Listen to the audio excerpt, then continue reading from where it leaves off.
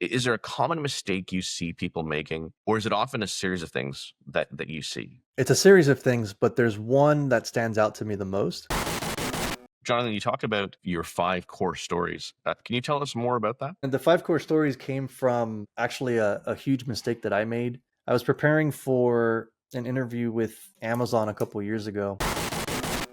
Welcome back to another episode of the Career Starter Podcast. My name is Ashley Mesquita, and I'm your host. If you've already subscribed to the show, thank you very much. But if you're new, please go ahead and subscribe, because today, like every day, I'm going to be bringing you amazing guests, and we're going to uncover the tips and strategies that will help you get your dream job. And once you're in that job, help you launch your career and accelerate it like a rocket ship. Alrighty, let's kick things off here. Jonathan Corrales, great to have you here. Thank you so much for doing this. I've been following your stuff on LinkedIn for some time now. So many great insights. I'm very excited to have you on the pod. Yeah, thank you very much. Happy to be here. Excellent. So, Jonathan, why don't we kick things off with just some background on you? Tell us about yourself. Tell us what you do and how you help people. Yeah, so I've been in the software industry for over 20 years.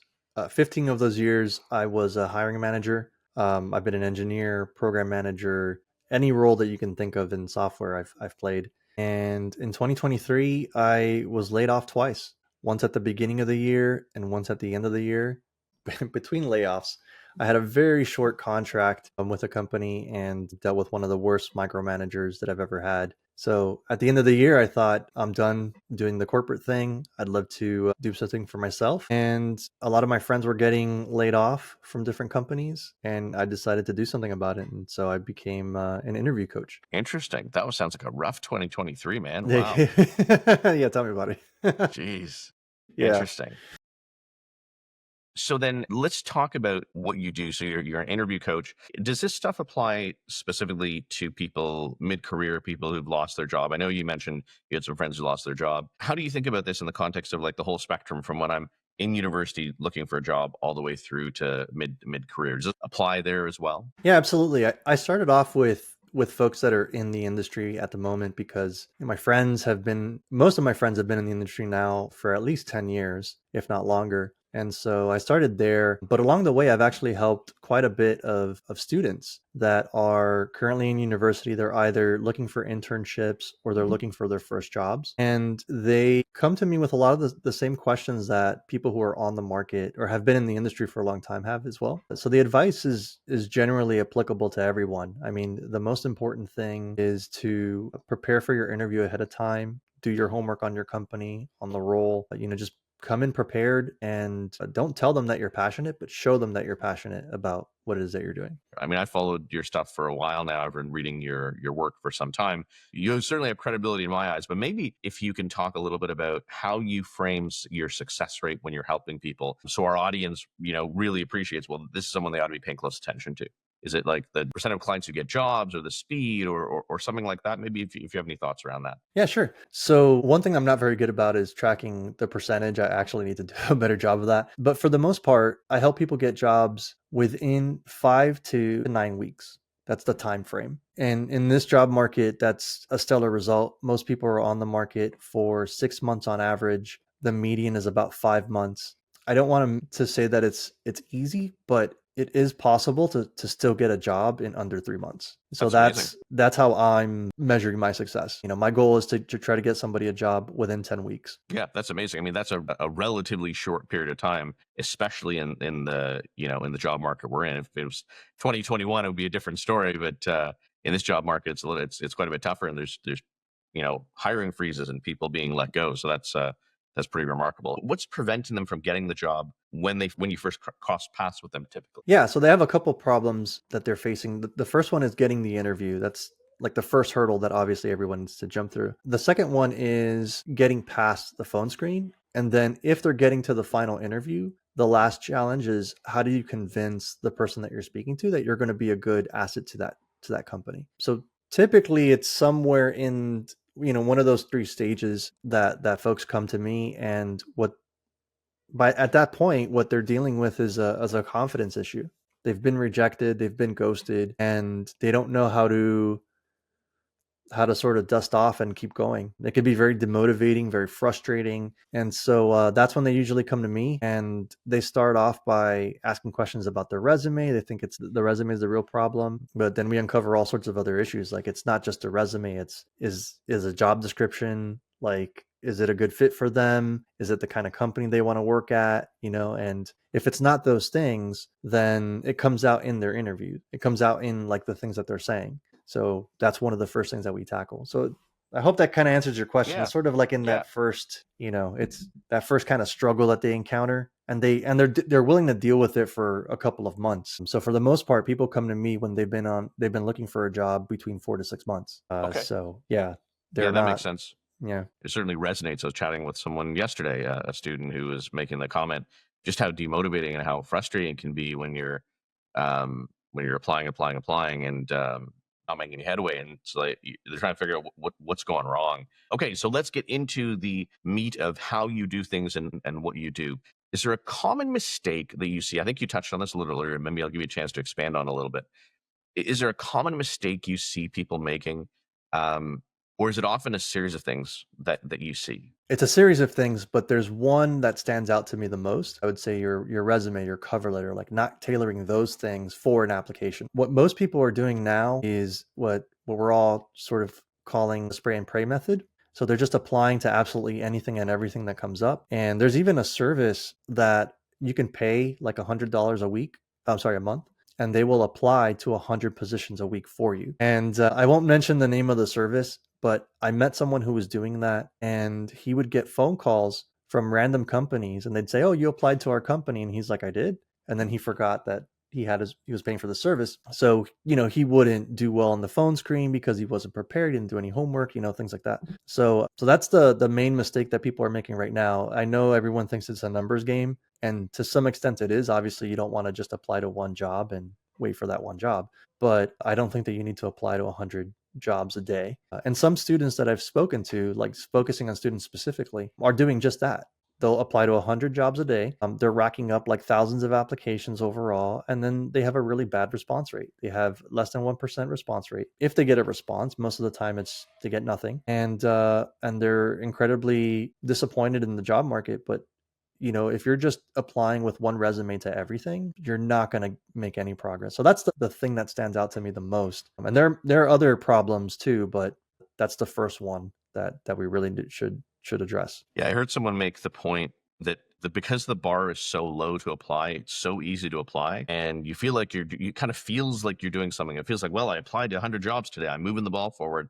It's a numbers game, but in reality, if it's that easy for you, it's that easy for everybody else. Exactly. And so everyone else is applying to 100 jobs a day, and these companies who are getting these resumes and applications are just getting utterly spammed and overwhelmed by them, and by people who are randomly putting in applications. And so I think that's absolutely. There's a important quote that I remember that I know, but I can't remember who said it. And the quote is, "The person who invented the ship also invented the shipwreck."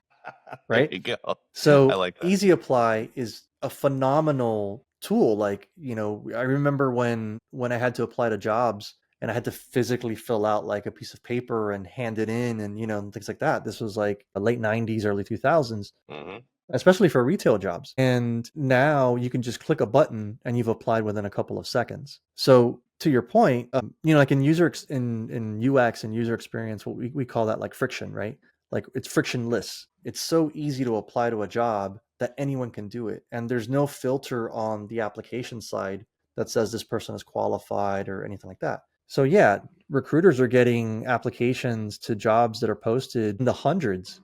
I was speaking to one recruiter and he said he posted a position and he got 600 applications within 2 hours. How can anyone go through 600 applications? Even if they spent 6 or 7 seconds on every one, just do the math. That's hours and hours and hours of going through applications. So how could somebody that's qualified stand out amongst that, the sea of applications? It's hard.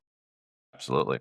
So you have to do something different. So someone comes to you, Jonathan, and you guys decide to work together. Why don't you tell us, if you wouldn't mind, like what are the next steps? How does that look? Talk us through how you help. Yeah, so the first thing I do is I talk to them about their goals, their values. Those are sort of things that people kind of ignore. They're like, "Well, I just need a job." Yeah, you need a job, but you want to have a job that you enjoy.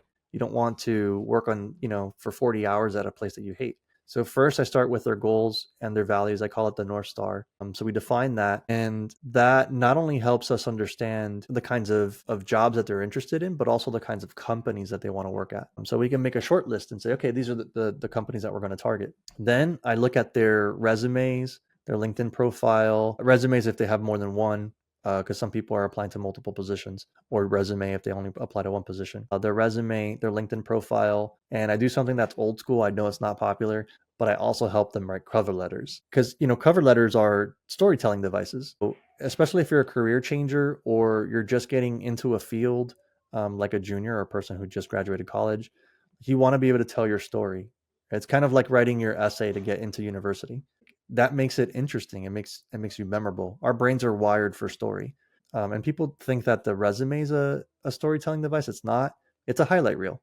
It's like these are all of the things that are important to people when they're trying to think about, like, how do I stand out? How do I become memorable? That So is I call that interesting. the rebrand. Yeah. Yeah, so the thing about cover letters is if someone barely has time to read one of 600 resumes, they don't have time to read a cover letter. How do you help people get that read? How do you help people get that noticed? Yeah. So I have to reframe it. So it's no longer a cover letter, it's now an icebreaker, right? So if you That's send interesting. somebody a DM on LinkedIn, if you send someone an email, there's a message that's attached to that, right? Your resume is attached to that message. That's all the cover letter is. 12 sentences. This is why I'm qualified for the position. This is why I'm interested in your company. And then a call to action. That's it. So we're not talking about like an old school cover letter that's like a big full page of text No, kind of not thing. at all. Half a page or Okay. under. A small icebreaker just to kind of, like, I've spoken to many recruiters on LinkedIn, and they'll say, well, the problem with most of these like DMs that they get is that it just says, hey, I'm interested in your position. I submitted an application. So the recruiter's like, all right, cool. What? Like, why are you telling me? Right. But if you tell them, well, I'm qualified for this position, I've been doing these kinds of projects for 3 years or 10 years or whatever the case may be. Now they're like, okay, now I do see why you might be qualified for the position. So then they'll go into the queue and they might look at your application. And to your point from earlier, these recruiters are bombarded with all of these applications, but they're also bombarded with DMs. If everyone's following that advice of like, reach out to the hiring manager, reach out to the recruiter before, after, or during the application, they've got inboxes that are flooded with DMs. And so let's start there. Like, let's show people why you're qualified for the position. That's your icebreaker or your cover letter, which I know is a dirty word, and then attach to your resume. And that should help you stand out in that initial phase. It's so interesting you say that. I was speaking at an event recently, and the topic of reaching out came up. I get a lot of inbound as kind of people are starting to get to know that I help students and that kind of thing. And they kind of break down into three categories. Category one is people who just connect, which is fine. And maybe they're like, I don't know about this guy. Let me read his stuff and see if he's got anything interesting to say. Fair enough. There's a category that say, I'd really appreciate the opportunity to have a quick 15, 20-minute chat with you, get your advice. Fair enough. Typically say yes, and sort of I try and block off a little time in the late afternoon, early evening on Fridays to do that. But there's this middle category that say, I'd like to stay in touch. And I don't know what to do with that. Like, that would be nice. Like, well, it doesn't give me something to respond back to. And I wonder if it's people trying not to be too pushy, but if you don't give, I mean, I think part of it too is like us all being humans. We don't want to, many people don't psychologically want to run the risk of someone saying, no, I don't want to talk to you, or no, I don't have time. So by not asking for something, you don't have that potential friction point of someone saying, no, I can't do it. But it doesn't move the ball forward for you at all. And so it sounds a little bit like what you're describing. Yeah, absolutely. I want to give you a little tip that I learned from Austin Belcak. To overcome that challenge, what you can do is, instead of saying, let's keep in touch, or let's just have a coffee chat, like, ask the person that you want to talk to for some advice. Say, hey, I'm thinking about applying to this job. I'm not sure if I should. And then give them two options. I'm thinking of doing A, or I'm thinking of doing B. What do you think? And have the other person give you their opinion. So let's say they say, all right, pick option A. Okay, cool. So now what you're going to do is you're going to follow up with them and say, hey, I've tried A, and here's how it's going so far, right? So you're following up with them. Nobody wants to give advice and then have that advice ignored. But if you tell that person that you're following their advice, they're most likely going to give you more advice, because, hey, now you're listening to me. I have an audience now, right? So I'll give you more advice. Well, now we're in touch. So if I were to ask you for more advice later, and these are like small asks, like, hey, just, choose A or B. Like I'm not asking you to give me a referral. I'm not asking you to put me in contact with anybody. Now we have a conversation. We're building trust and rapport. So if I did that a couple times and I asked you, hey, would you be willing to do a coffee chat with me or a tea chat, for 15 minutes, you're going to be more inclined to do it. So now when you're on the call, I can ask you for other insights. Like, hey, I noticed that you're working at this company. How'd you get in? Like, what were the steps that you took to get in?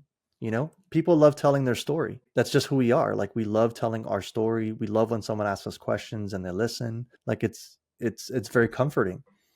So there's also this thing that comes from positive psychology where, like, if you want to build trust, you have to treat the other person like you trust them. It's counterintuitive. Like, for example, one of the easiest ways you can build trust is to ask someone for a favor. Like, hey, can you do me a favor and do X? It's like, oh, you're trusting me enough to do that favor for you and not mess it up, right? It is completely insane.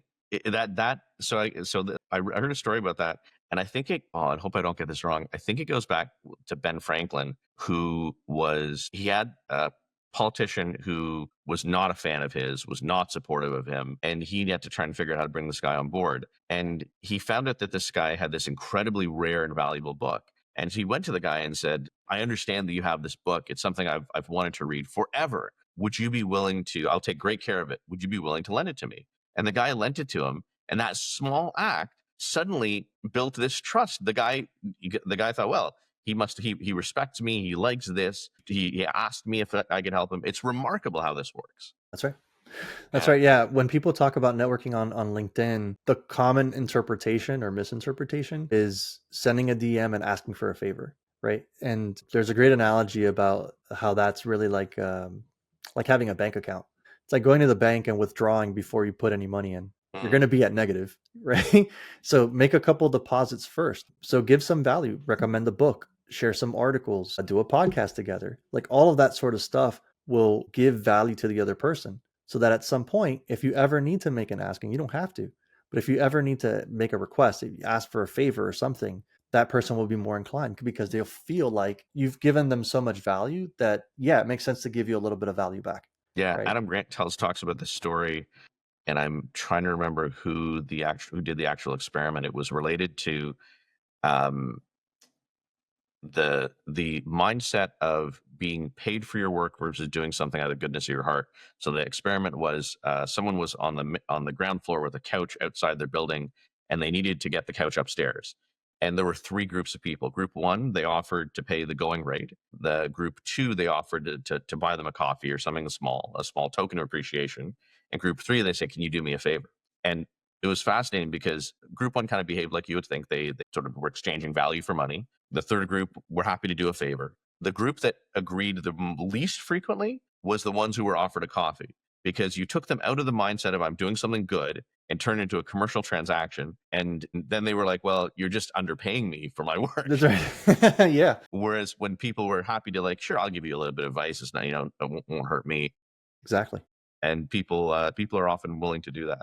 So yeah, interesting. Advice is free. It doesn't cost a lot of energy or time, especially if you give them two options, which is why I think that approach from Austin Belcak is genius. It's a really good approach, because it's in between. If you don't feel comfortable yet asking for a 15-minute, 20-minute chat, it's a really good way to actually nudge the ball forward. That's right. Yeah, exactly. And so, that's one of the things that I talk about often on my profile, I guess, is that when you're trying to network with people, try to give them as much value as possible. And people are always, I get a lot of feedback that's like, well, I don't have anything to give. Not true. You have tons of stuff to give. Book recommendations, movie recommendations, share an article. Those things are completely free. It's copy paste a link, copy paste the title of a book. That's it. You've done your job. So tell me more about what that looks like, Jonathan. I'm trying to start by giving value. How do I just reach? Is it someone I've already connected with? Because I wouldn't randomly necessarily just DM someone and say, thought you might find this interesting. Is there something how would I cue to that? It's funny. I've actually done that too. So there's, really? If there's someone I'm following and I love their stuff, and, I'll comment on it. And then this person, I might mess up her last name, Colleen Paulson, who helps, she has this program called Ageless Careers. And so she helps people that are over 50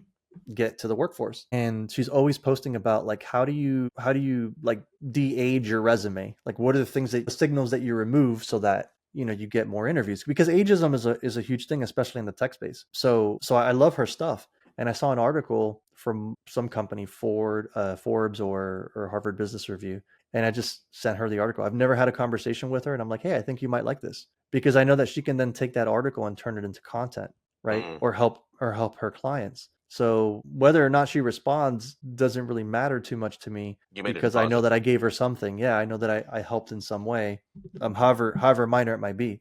So that's a great way to start off. I mean, like, if you like someone's content, if you're on LinkedIn, comment on their content. Like, add to the conversation, add the value in your comment, right? And this has happened multiple times. People will reach out to me and they'll say, hey, thank you very much for supporting my content. Okay, great. Now they open the door for me to have this conversation. I can continue to add value. I can give them another article. I can give them, a recommendation. So using Colleen Polson as an example, I've been supporting her content for a while, and now we're connected. So now I can send her DMs without having to have an in-mail or a premium account or anything like that. And I'm not doing it because I want something in return. I'm just doing it because I know how hard it is to come up with ideas for content, and I'm like, hey, I want to support other creators, especially if they're doing something meaningful, like making sure that people are employed. So I think if you take that approach, it's a little altruistic, and some people might not like to do that. If you just give as much as you can, eventually it comes back to you. I've gotten support from so many people that they're like, hey, you're so consistent, like, you're always giving value. Like, how can I help you? And I've never asked for anything. I'm like, okay, sure. Yeah. Let's talk about that. It's one of I think the most underappreciated things in life in general, but definitely in a job search too, of if you can become the person who is constantly giving value, constantly helping other people. And I think the angle of article and podcasts and stuff like that, just sharing that stuff, is so underappreciated. I agree. It's actually a very good point. You don't actually have to know the person. You can just say, hey, I noticed you talk about this stuff, or you've posted about this before. I thought you might find this interesting. That's right. Yeah, you're totally right. But I think that the more there's, I love Adam Grant's book, Give and Take, right? And I am utterly convinced that the more aggressively and generously you do good for others and give value, the better and more things come back to you. Absolutely. You know who's a genius at this? Gary Vaynerchuk. How so? So I agree with you, but I'm curious of how you think of it that way. Look at all of his content, whether it's his videos on YouTube, his stuff on LinkedIn. He did a lot of Snapchat stuff. He's always giving some insight. He's always giving a recommendation. He records himself when he's at conferences and stuff, talking to people, and he'll just like talk to them for, for a couple minutes and give them advice. He just like gives and gives and gives and gives, and he doesn't ask for anything in return. Yeah. That's not to say that he's not successful. He has a very successful marketing agency. He's got a great PR team. He's got all that, but he's always giving stuff. And he said in a couple of videos, he doesn't expect anyone to buy anything. Like, he'll give stuff just because he wants to give. And if you want to buy from him, great. But if you don't, that's great too. Like, he'll still give to you. And I think that approach, especially for networking, like, that works so well, It works shockingly well. I mean, and it's so underappreciated because it doesn't, at first blush, doesn't feel intuitively like it should, right? Because it's counterintuitive. So like, I don't know about that. But if you do it, it's a huge win. There are a bunch of different roads I want to go down. Very quickly, can I just ask you, you talked about LinkedIn, you help people with their LinkedIn profile.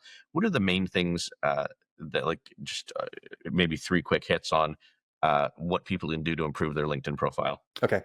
So I want to caveat this by saying I'm not a personal brand builder or anything like that, right? I know that personal brand is like the thing, and there are many people that you can look at for good advice on that. But what I would say that are the things that make the difference, and I'll give you an example of how it made a difference for one of my clients. The banner, the headline, and having some sort of like a story driven about section. Okay. So I had a client that I worked with. He was just laid off from a company, and he was grossly underpaid. He was overworked. The way it all went down is he went in basically to his boss's office and said, hey, I think that I should get a promotion. And the boss was like, oh, you think you should get a promotion? All right, well, you're laid off. Your last day is Friday. Wow. That's psychotic. Yeah, it was it was not good. So he reaches out to me that week and says, hey, listen, I just got laid off. He told me the story, and I said, all right, so let's work together. And going back to what I was saying earlier, the first thing I do is I define someone's North Star, and then I work on their resume and profile, what I call the rebrand. And so we looked at his profile and we changed a couple of things. His banner didn't say anything. So we changed his banner to include some key skills, some key impact. His headline, same thing. And then his about section, we just fleshed that out. Everything else was fine, the experience. And, I just recommended a couple minor tweaks. So shortly after we did we fixed up everything, he got a call from a recruiter. And the recruiter said, hey, I've been looking for someone to fill this role for the last year. And I just decided to change up my search criteria, and your profile popped up with all the keywords. That turned into 3 interviews, and it turned into a job offer. So he made $66,000 more than what he was making at his previous position. And he's now running an entire IT department for one of the biggest dairy manufacturing companies. Wow. That was the power of improving his profile and his resume and his cover letter and everything else. Like we did the whole shebang. Yeah. And let's dive into the headline. Conceptually, what does before and after look like? People don't even have a headline, or they just fill it with a bunch of stuff that's irrelevant to what they're looking for in terms of work. And just so we're all talking about the same thing, the headline is the thing where you have that short description under your name, right? Is that right? Under your name, that's right. Yeah. That's right. Yeah. And some people just put their title, like software engineer. Some people put things that they're interested in. Some people try to be clever and say funny things in their headline. And that's fine if you're not looking for a job. But if you're looking for a job, recruiters are looking at your profile to see if you're a good fit for one of their roles. So they're looking for keywords. So the before is like ambiguous. It's not descriptive. It doesn't show your value. The after is you showing exactly who you are, what are the things that you do, and who do you do it for. So something like software engineer at company, vertical character pipe, and then something that you've done in the past or some key skills. Like, for example, a developer might be a front-end developer, so they'll say React, JavaScript, and HTML, CSS, and that could literally be enough for someone to look at you and say, you're qualified for this position. You just need to know what the right keywords are to put in there. And you know that from job descriptions. If you're looking at job descriptions, what are the keywords that they mention often? Yeah, I thought that was a super interesting insight of something you wrote recently, in terms of, if you're struggling to get interest, go look at, 5, 6, 7 job descriptions of jobs you're interested in and want to do, and look at the keywords and see if anyone's going to see any of those keywords on your resume or profile. That's right. Yeah. So one of the roles that I help people with is product management. And so product managers, manage like the roadmap for a product rather. Sorry. Sometimes they do customer outreach. Like they'll talk to people and they'll say, hey, you're using our product. Like, what are some of the things that you'd like to see improved? Or what are some of the difficulties that you have? Or they might observe a user using their product. And so they grab all those insights to gather them. And then they try to come up with like basically a hypothesis. Okay, if we add this feature, this is how people are going to react. So most job descriptions will say, if you're going to be a product manager, you need to know how to define a vision for a product, right? Which is like gather the insights and then generate some hypothesis. Like, what does this look long term? And you need to be able to define the roadmap. Okay, we're going to release this feature in Q1, this feature in Q2, this feature in Q3. Those 2 keywords show up on like 99.98% of all product manager job descriptions. So when I look at a resume for a product manager, if I see that those 2 things are missing, I immediately know why they might not be getting contacted. So we have to put those in there. And then there's a bunch of other ones. Like if you're a software developer, you have to have version control, right? If you're a project manager, you have to have risk management.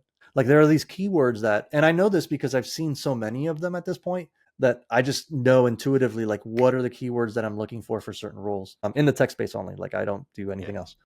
And can it be that simple where like super simple? Yeah. Don't have those, you're not getting calls. You do have those, you are getting calls? Yep, that's part of it. Because when I talk to recruiters, I ask them like, okay, so now you have, let's say 600 from my example earlier, 600 resumes or applications. How do you sift through them? They'll say, well, the first thing we do is we whittle down the applications by keywords. So in their system that has all the applications and everything, they'll do a keyword search. And they'll say, okay, well, like let's say product management. All right, someone who knows how to define a roadmap. All right, roadmap might be the keyword. So of all the applications, how many have that keyword? That's the first pass. So maybe it went from 600 to 400. Okay, cool. What if we do another keyword on top of that? Right? And their keyword list comes from the job description. It's like not magic, right? Yeah. No, but it's a great insight. And Interesting. so they whittle down until they find the people that are qualified, and then they decide to give them a phone screen. So like, I'll give you some stats. So one recruiter I talked to said after a day, she got 800 applications. Of the 800, like 20% were qualified. Of the 20%, she spoke to maybe 20 people. Of those, a portion, let's say like less than 10, went on to interviews. 4 made it to the final round, and 1 person got an offer. So at each layer, there is like a reduction of applications because they realistically can't go through all those. So keyword search first, then they skim the resume. They're looking for other keywords, qualifications. Then they decide to do the phone screen and so on. So the first thing is keywords. The second thing is impact. So a lot of people, when they talk about polishing a resume, they say you have to put your accomplishments. When I say the word accomplishments to job seekers, they freak out. They're like, wait, I don't have accomplishments for my job. So I said, okay, well, what about impact? Have you ever impacted your company? Like, have you ever earned them money? Have you ever saved them money? And they'll say, yeah, I've done that. All right, cool. So I've learned that you don't tell somebody to put their accomplishments, you tell someone to put their impact. So anyway, so once I mention the word impact, that part gets a lot easier. So it's the amount of money they've made. Did they speed up a process? How much data have they managed? And so on. There's like a bunch of metrics that you can add in. And that's answering the question of like, so what? So for example, most resumes, you'll see like a responsible for bullet. So a bullet that says, like, I handle customer support requests, period. Okay, cool. So you've done your job. I'm happy you've done your job, right? That's what we're paying you for. Okay, so then the next question you should ask yourself when you're looking at your own resume is, so what? So you handled customer support requests. So what? What does that mean? Does that mean that you saved the company money? Does that mean that you improved the user experience of your product for the customer? Like, what was the outcome of doing that? And so if you have those two things, your keywords and your impact, you're most likely going to get interviews relatively quickly. So when I do that and so people are like, well, I don't believe that. I customize my resume all the time. But when I do that with my clients, I walk them through the process. I show them how to do it, how to parse the job description, how to show their impact, how to pick the right keywords. Literally within 1 to 2 weeks, they start getting interviews. And I always tell them, like, that's the easy part. Getting the interview is the easy part. The hard part is convincing them to give you an offer, right? So and that's where I spend most of my time. Talk about that next then. In terms of preparation, that's something you highlighted before. I've seen you write about it extensively. Let's talk about how you recommend people prepare for interviews. I mean, I know there's only so much we can get into in this time, but maybe some of the high level stuff. So the first thing is do your research. And when I say research, I know most people will say, well, I've read the website. Like, I've looked at the website and I understand what they're doing. That's not really research. Like, for job preparation, you got to do a lot more than that. So you're going to have to look at news articles. You're going to have to look at YouTube videos. Like, one example that's genius also from Austin Belcak, I want to make sure that he gets his credit. Look for the leadership team of a company and then Google their name plus YouTube, and then see if you can find interviews with those people. What are the sorts of things that they're talking about? What are the insights that they're generating? What are the things that they're worried about? What predictions do they have? And take notes on that, right? Write down questions. So now you have something to speak about when they ask you, like, why are you interested in working here? Like, what brings you here, right? At some point, they're going to say, do you have any questions for me? So if you've already prepared them ahead of time, just pull out your list of questions. That always impresses interviewers. Like, oh, you actually prepared questions ahead of time? Like, it's not something that's common. So would you advocate actually pulling out a list? Like, would you advocate making a list of questions? Yeah, literally have a document, like a notebook that's by your table, and have questions, have notes. Like, hey, I noticed that, like, for example, I was helping a client prepare for an interview with Apple. And one of the questions was, how would you improve an Apple product, right? So I could say, hey, I've noticed that in Apple Pay, you're missing like splitting the bill, right? And all my friends, we all have Apple Pay and we all like to split the bill. So I know at least 10 people want it, right? So now you've got some insights. So you could say, and I've noticed that you haven't included it in the last 3 releases of Apple Pay. Like, what's up with that? Well, now that's an interesting conversation, right? So I can make a recommendation, right? Yeah. Well, you just hit something very interesting too, and that is the idea of having a conversation instead of having a Q&A. Yes.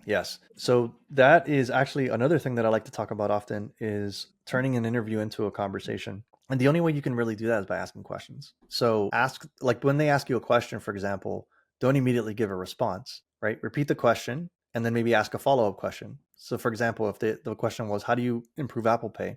you could say, so you want me to talk about how I can improve Apple Pay? So now I haven't answered the question with a question, right? Okay, so in what terms, like, should we be improving Apple Pay? For who? Like, for what customers? So now I have the interviewer say something. So now we're in like a brainstorming session. And what I like to tell people is, imagine that the interview is not it's not an interview in the way that like you would interview a celebrity. Imagine that it's a trial run for like a brainstorming session. Someone came to you and said, "Hey, we're getting slaughtered on the market. We need to improve this product." So a bunch of people get into a room and you start brainstorming ideas. So if you can turn the person on the other side into a collaborator with you, well, now they can see you as a coworker. They experience what it's like to work with you in a short amount of time. But if all you're doing is answering questions, that doesn't really make that impression. So yeah, so do your homework so that you have questions to ask. And so you have these interesting insights so that you can have that conversation. And what you're showing them also is like how you come prepared to meetings. I'm going to do my research. I'm going to, take initiative and talk to people who are actual customers of this product, or users of the product. And that's what you should be expecting every single day I come here. There's a really interesting subtlety that you highlighted there, which I think most people often people don't appreciate. And that is that interviews are sort of like a risk reduction exercise, right? Like, so what are my risks? As if I'm interviewing someone for a job, one of my risks is that they come across really good in interviews. They arrive and it's a completely different story. And, maybe something I didn't pick up in the interview, they're tough to work with. It's such an interesting insight that the more you can create a proxy experience for what it's like to work with you, the more, whether they're conscious of it or not, the more you're reducing their risk and you're increasing the likelihood that you get selected. That's right. So there's a research paper that was published in I think it's the Journal of Management, and it was a study about pitches in Hollywood. So the research question, or like what they were trying to figure out, the objective was, why is it that some pitches get picked up and others don't? So in Hollywood, and obviously I'm not from Hollywood, right? So I'm getting all this from the paper. So in Hollywood, if you're going to do a pitch, you put together sort of the idea, and then you walk into a room and you pitch this to a bunch of producers. And the producers in the paper are called the catchers. So the catchers are going to listen to the pitch and decide whether or not they want to fund it. Imagine like a 2 or 3 hour movie might be a couple $1 million of an investment, right? Or a TV series. So what they're trying to figure out is this person creative enough to put in that work? Are they going to have enough ideas? Can we work with that person? Can they take feedback on their idea? And so the researchers like observed the pitches, and then they interviewed the catchers, and they found that the catchers, the producers, they make their opinion about the person and whether they are creative the moment they walk in the room. Do you look creative? Like, what does a creative person look like? Well, they might have different colored stuff, like, it's like multicolored. They might wear certain kinds of glasses. They might come in like sort of like they rolled out of bed, right? Their hair's all messed up, and that sort of stuff gives them confidence that you are a creative person. Then they listen to the pitch. If you don't take feedback well on your pitch, they know they can't work with you. So most likely that pitch will get rejected. So there was like, I don't know, like 10 different like stereotypes, or I don't think they call them stereotypes. They call them like prototypes or something. And if you fit one of them, you're more likely to get the pitch accepted. So taking that idea and applying it to job interviews, you're applying to be an engineer. What does an engineer look like? What does an engineer sound like? How do they behave? What are the sorts of things that they know? If you can demonstrate that within the small amount of time that you have, the 30, the 40 minutes, whatever, that gives them confidence that you're worth the money, right? Like a person who's going for an engineering position makes 6 figures on average. How do I know that's a worthy investment? How do I know you're not going to cost me more, right? You need to give me at least 1 to 2x like my return on. So if I'm giving you 100K, I need at least 200K of value, or 300K or whatever, right? Whatever makes sense for the business. But if I hire you and you're costing me money because I have to keep mentoring you and coaching you and cleaning up your work, well, now you're not worth it to me anymore. It's a bad investment. So you have to try to demonstrate that as much as possible. And this like research paper is just fascinating. I'd love to do that research from an interview standpoint. Like I wanted to go to a bunch of local businesses and observe their interviews and then talk to the interviewers and kind of just basically repeat the whole thing, but for interviews. Then I got distracted and I was like, I'm going to talk to job seekers and listen to like, what's happening on the market. So I did a different research study, but that's something I might do in the future still. That's interesting. Yeah. I mean, it's one of those things where a bad hire is not producing the work you need them to produce. they're sucking up your time, they might be affecting morale. And then if you have to separate, then that's highly costly for everyone. And then you have to go do this whole process all over again. Right. So it's, it can be a really costly exercise. So Jonathan, let's talk a little bit about attitude, confidence. There's a bunch of things that you have to be able to do successfully to succeed in this process. Why don't I let you go from there and follow up with more questions? Okay. Yeah. So the thing with most job seekers is that when they've been on the market for so long, for 6 months, let's say, their confidence is shot. Like it is barely existent at that point. This is one of the reasons why I strongly advocate against the spray and pray method, because it seems like it won't impact you. But every time that you submit 100 applications or more and you don't get any response, or all you get is automatic rejection, it like chips away at your confidence. Like imagine like a stone, a person who's like carving stone. It's like a little bit of stone disappears every time, you get that rejection. So the first thing that we're going to do is that I do when I'm working with my clients is that I help them rebuild their confidence. And the only way that I can do that is by practicing all these skills that I'm teaching them. So every week I do mock interviews with them. I do 2 mock interviews on Fridays, small groups, like 5 to 6 people. And we just go through, like, just rep it. Like this Friday, for example, we did elevator pitches. We did a couple behavioral questions and then a problem solving question, or like what we would call a technical question in like a software interview. And we just do it over and over and over. And I give them feedback. Everything is recorded, so they can go back and listen to themselves. That, by the way, is one of the most underappreciated things. Yeah. Recording yourself and seeing it, as opposed to just to me like, no, I got it. Yes. And that's one of the things that I know that is hard for people to do. It's hard for me to record myself and listen to it and watch it. But when someone else is doing it for me, it kind of takes that like pressure of me doing it right away. So that's why I record it. I record the session.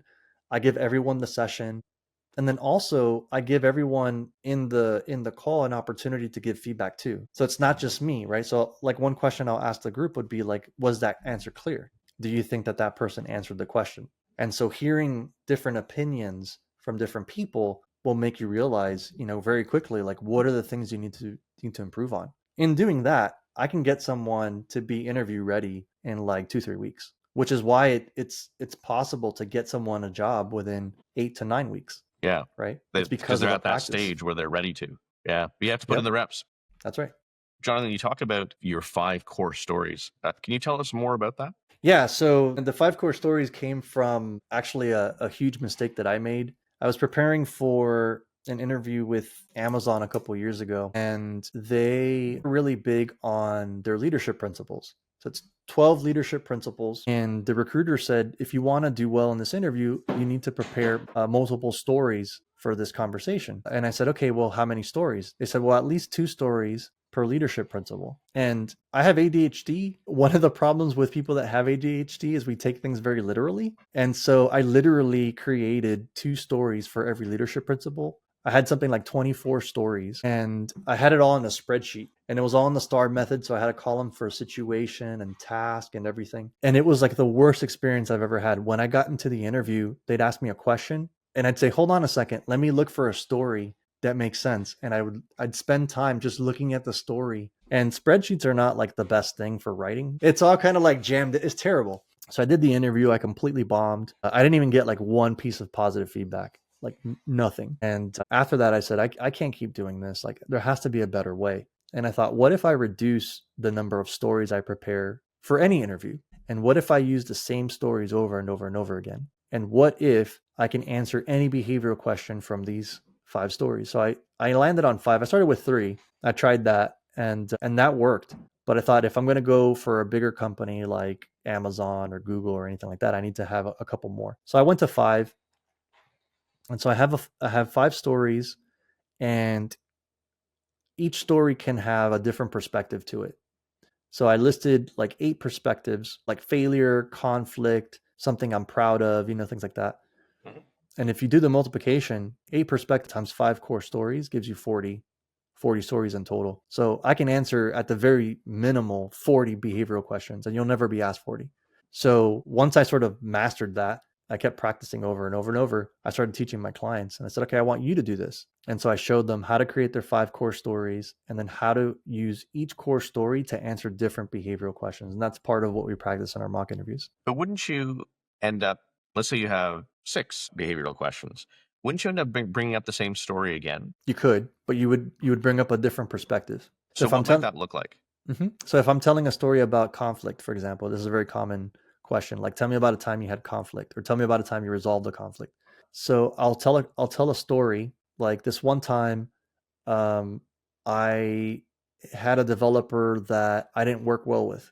We would always butting heads, and I thought that we were going to have to move to separate teams, right? So then I pulled him into a room. We had a conversation. We hashed it out, and we lived happily ever after. So that's one perspective. So now if somebody would say, well, tell me about your biggest failure, I could say, well, let me go back to that story about this issue that I had with this developer. Now, one of the things where I failed, like a place where I failed, is I didn't get ahead of that problem quickly enough. Like I started to see some conflict and I kind of let it go, and eventually it got so bad that, like we couldn't work with each other. So then if they ask me another question, like, tell me about your proudest moment, I could say, well, let me go back to this question because one of my proudest moments was when, and then, continue on the exercise. So that's just practice because I don't know what behavioral questions they're going to ask me, right? So I may only use that question once, or that story once in an interview. But if they ask me other questions and I can't think of another story, I can say, well, let's go back to this story. And now I'm going to tell you a different perspective on that. That works great for long-term projects. That works great for if you're doing programs, if you're working with big teams, you're going to have lots of stories like that. We just need 5 that we can rely on every single time you're in an interview. And you haven't gotten any sort of pushback. I mean, there's only so many of those questions they're going to ask you, right? That's so you right. cycle through your first 5 and then maybe you cycle through them again and you're not getting more than 10 behavioral questions. That's right. Yeah.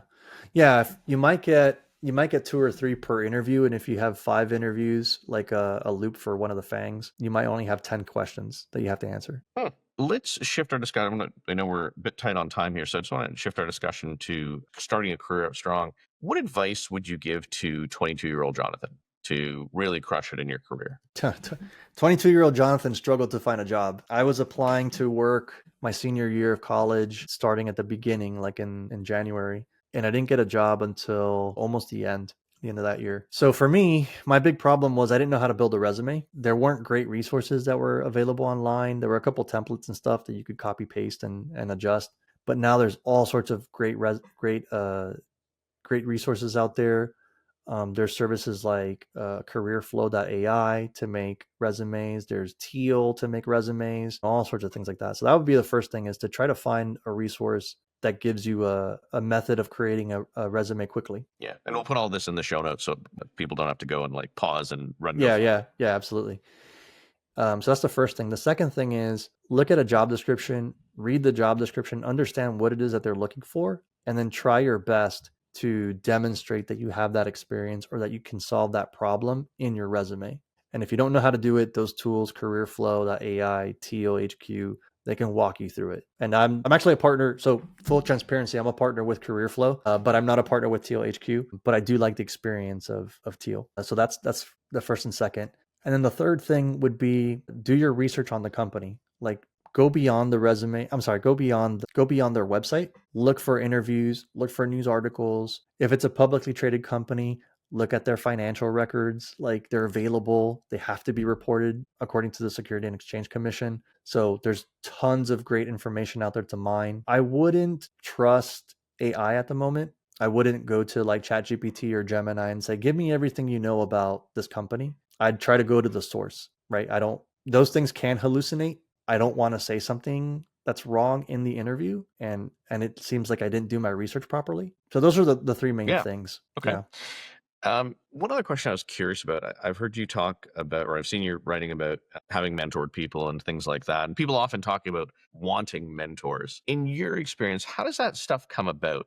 Did someone come up to you and say, hey, Jonathan, I'm looking for a mentor. You seem like a good candidate. Or, how does that come about? I've sort of always been skeptical about someone reaching out and saying that, because you're like, I don't know who you are. I don't know how motivated you are. I don't know what really you're asking for. You're asking for like this open-ended thing.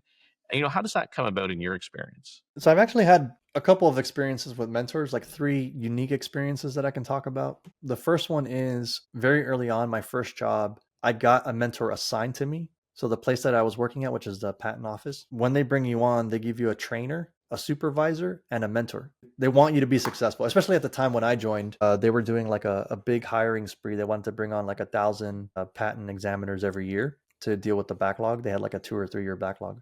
I like that experience to some degree. The mentor was good, but I don't think that he was like emotionally invested in me. You know, it's an assignment, right? Yeah. Like you're typically not emotionally invested to your assignments or in your assignments. So that was okay. I did have one person come up to me and say, I want to be your mentor. I'd love to mentor, you know, someone who's junior. And he never followed through with that. We met once for coffee at a Starbucks here in Silver Spring, Maryland, and that was the only time we ever had a conversation. I never saw him again. And then, so I don't know, maybe I turned him off in some way. and then the other mentors that I have been very organic. Like one of my managers from my second company, me and him actually had a conflict. We weren't getting along, and one day he called me out for being late in a meeting, and I was sick that day, and I just wasn't in the mood, and I told him, "Hey man, why are you always calling me out in front of everybody?" And I said this like in front of like 5 people, and he said, "I'm not calling you out. It's just you're coming late and you know and all this stuff." And I was mad. And then later that evening at like 6 p.m. he calls me and he says, "Hey, I just want to let you know I didn't mean to call you out in front of everybody. I'm very sorry about that." He said, I want you to keep your job. It was like, I remember it was like 6 or 7 p.m. I was like washing the dishes and he called me and said that to me. And I like gained this like immediate like respect for him and I was like, I this thing, like, I can't let him down. Like I had this feeling, you know? And man, like he was and is one of the best mentors I've ever had. And we're still friends to this day, almost 20 years later. And anytime I have a problem, I go to him. I'm like, "Hey, I'm stuck on this. Like, what do you think? What's your advice?" And he's always sort of been my mentor. I've had a couple of other people like that, but no one has stuck around like him. And it just happened organically. Like we just sort of fell into that. So I think if you want to be a little more intentional about it, seek the people that you want to be mentored by. But yeah, my best mentor was all organic. So I don't have like a great way of helping people find one. Well, I think part of it is it's got to be organic, right? Because um, both sides have to be interested in it. And you know, one of the things I've always suggested to people is the way to get people interested in you is to do interesting things. Mm-hmm. And if you're doing interesting things, people will want to mentor you. People will want to help you. Yeah, absolutely. There's a great quote that's floating around social. It's be interesting, you have to be interested. Yeah. Right. And kind of goes both ways. Yeah. That's right. Yeah. So ask questions. I think I can't stress this enough, especially in interviews, like ask questions. Don't ever say, "No, I don't have questions." Always ask something. Oh my God. Yeah. Always. It's almost a deal breaker in interviews where I'll be interviewing someone, we get to the latter part and you say, "Do you have any questions for me?" And they're like, "No, I'm pretty good." And I'm like, either you're not at all interested or, you haven't. And this is not like it's a secret. It's not like you and I are just like revealing something to the world that nobody knew about before. That's right. This should be, if you're at the stage professionally, even as a student coming out or someone further on interviewing, you don't know that you should have some questions, then you probably, it's probably an indication you haven't really done your homework. That's right. And one of the questions I've always had in my mind is why? Like, why is it that people care about questions so much? And I spoke to a recruiter about it once, and that person said the reason why they care so much about questions, follow-ups, and things like that is because they don't know if you're still interested in the position after they've interviewed you. So like if you went into Apple and they interviewed you, they cannot assume that just because it's Apple, like you want to work there. Mm-hmm. In fact, like places like that are always, they do the same thing. They do recruiting and they try to draw people in and all that stuff. It just at a different scale. Yeah. I mean, I think even more importantly, to some degree, like you're going to be spending a lot of time in this place. Exactly. I mean, it's in your own self-interest to like kind of at least get a sense of what the place is like. Exactly. So after they've given you the spiel about like what's it like to work there and the project and everything, they might have scared you off. Yeah. So, if you're not asking questions to them, it seems like you're not interested in the position anymore. Yeah. If you're not following up, you've lost interest. You don't want them to have that impression. Totally. Yeah. It's also a little bit like, so I find one of the interesting things about this whole process is questions that as an interviewee, you might feel like, why are they even asking me this? What a dumb question. But there's actually really good reasons. Like one of the ones is, why do you want to work here? Hmm. Like, yes, you're looking for a job. Like we all need to work, right? But if the answer is, well, I'm looking for someone to exchange my time for money, Yeah. like that's just not a good answer. They're like, well, gee, thanks. I'm Yeah. really flattered to hear that. But the other reason is there's always a risk to hire. It's kind of what we talked about earlier. If you hire someone who's a bad hire and they're not, they get into the job and they're like, oh my God, this is not what I thought. This is not the company I thought. This is not the work.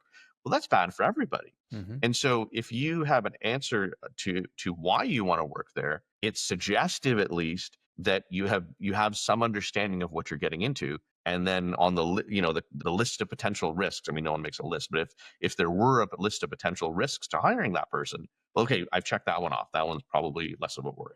Yeah, like one question that trips people up is like, tell me about a time you failed, right? And so job seekers will play it safe, and they might tell you about a time that they made a mistake, right? Like they didn't really fail, but Yeah. it didn't go well or perfectly or whatever. But what the interviewers are trying to figure out there is like, how do you handle these difficult situations, which are going to come up, right? Do you crumble, or do you have the resilience or like the wherewithal to come up with a way of overcoming that challenge? So yeah, every question might seem silly. I mean, there are some silly questions like, what animal would you be, right?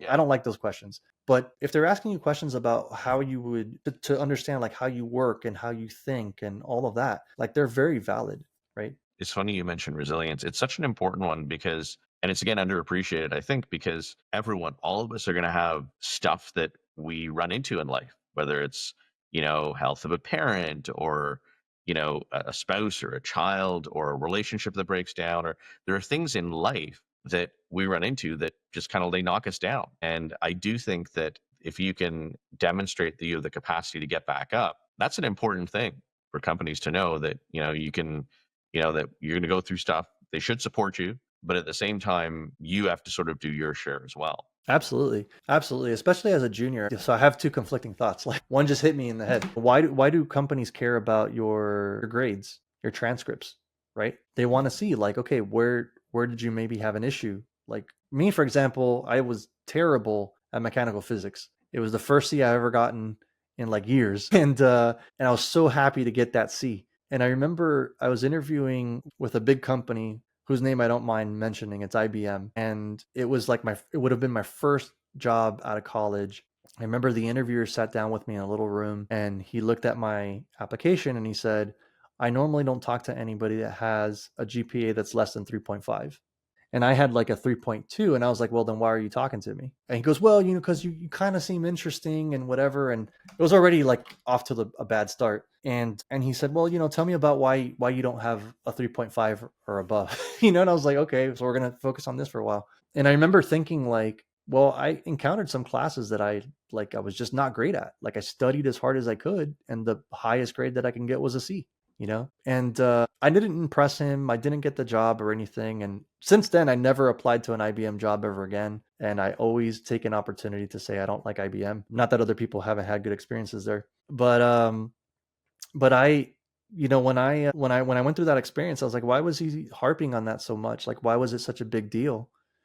And it's taken me years to kind of come to the realization that like he was getting really important information. Like IBM, especially at that point, was like a leader in computing, their server hardware and all that stuff. And I think the position was for an embedded engineer for their servers. And yeah, I mean, I didn't like the experience, but I understand now with experience and time that he was getting really good information on whether or not I could be successful there.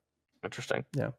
John, really appreciate your time. Let's move to our wrap up questions here. We get a lot of job seekers listening who are listening and in our audience. What is one thing that they can be doing and they can implement today that will make them more in demand in the job market? Yeah, so do the exercise that Ashley was mentioning earlier, like get a bunch of job descriptions and start looking for patterns. Like what are the keywords? What are the phrases that they're mentioning in that list? You don't have to do a ton, do like 5, grab 5 job descriptions. I do everything on paper, so I would print them and then I'd highlight things. You can do it with a word cloud, you can do it with ChatGPT, it doesn't matter. But like, what are the keywords and the phrases that stand out to you the most? Make sure that you have that in your resume, and make sure that you have that in your LinkedIn profile. That's step number one. If you can do that, I guarantee that you're going to get more responses, and you're going to get more attention from recruiters that are on the LinkedIn. That sounds like some great advice. Jonathan, are there any, you mentioned a couple of resources earlier, are there any books or podcasts that you would recommend to people in terms of success in the job search, or career advice jumping out, or starting out of the jump really, really strong in your career? I can't think of podcasts, but there are a couple people that I would highly recommend following. Okay. Number one, if you're thinking about going into the FANGs, I definitely recommend Jeff H. Sipes' YouTube channel. Okay. He used to be at Google. He puts out all sorts of content about behavioral interviews, salary negotiation, all sorts of stuff.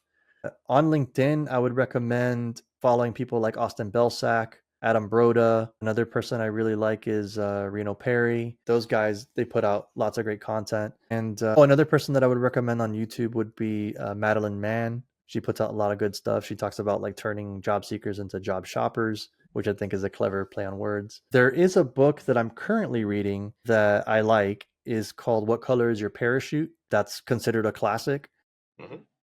That's very good. If you're in the coding space, if you're trying to get into software, Cracking the Coding Interview is a good one. Cracking the PM Interview is another one if you're thinking of going into management.